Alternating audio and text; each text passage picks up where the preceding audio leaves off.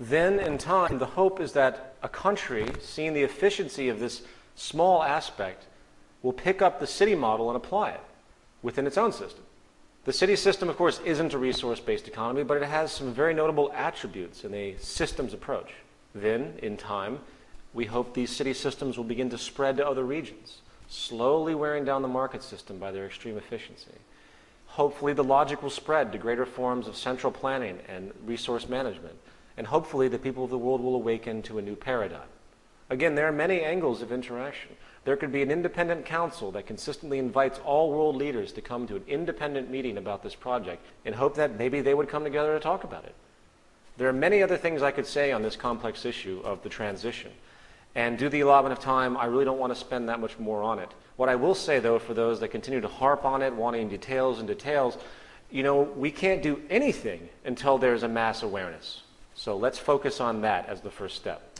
In conclusion, the most common negative reaction people have who consider the tenets of a resource-based economy tend to come up with something called human nature.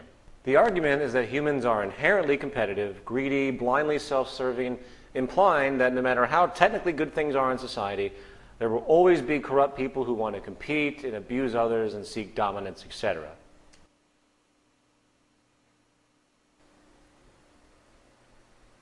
Is it against human nature to cooperate? That's the central question. It certainly seems that way, doesn't it?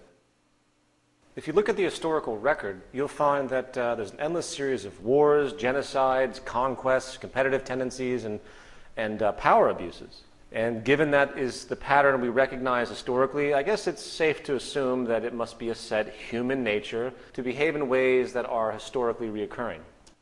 However, we also see that human beings do cooperate, and we cooperate quite well in certain environments. For example, in the military, cooperation is immense. It is a collective. The core interest is culminated. They work together and do so very well.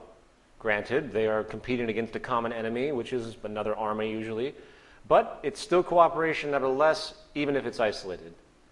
Therefore, the environment plays a critical role on whether we decide to compete or cooperate. It's based on values, as groomed by the environment, not genetics. Remember, humans have been living in scarcity for thousands of years, battling each other for resources. While this cultural pattern is still very much in existence today, you have to remember that our current model of society is based on the assumption of the persistence of scarcity. If we were to eliminate the basic environmental cause, we will likely eliminate most competitive effects.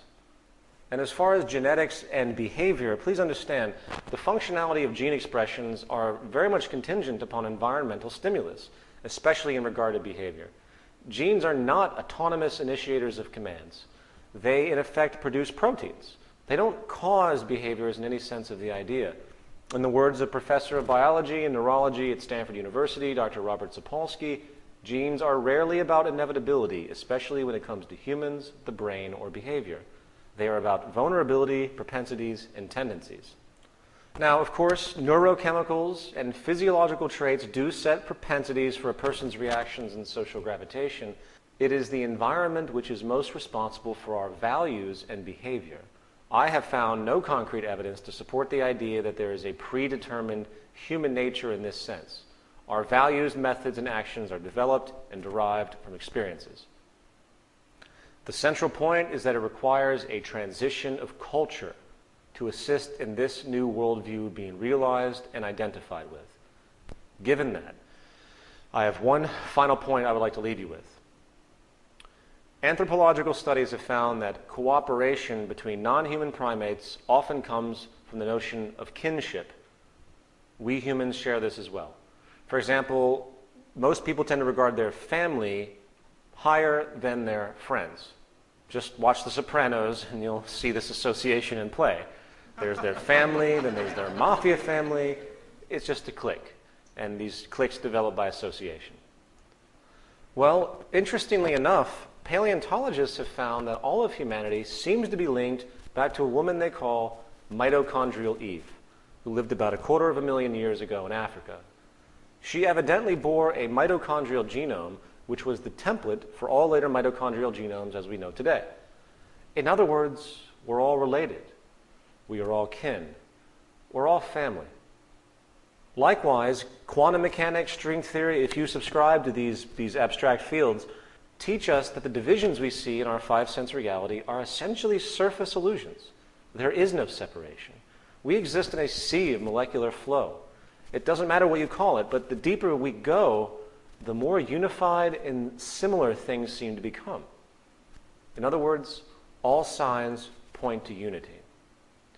So I want everyone listening to keep this in mind next time they turn on the TV and see the almost daily slaughter of soldiers around the world, the blue and white collar crime and abuse that occurs, the absurd, abject poverty, slavery, and destitution.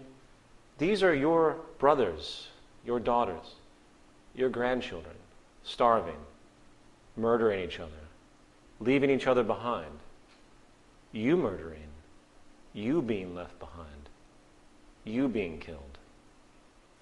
Until we begin to see each other as ourselves, nothing will change. We are one planet. Thank you very much for coming.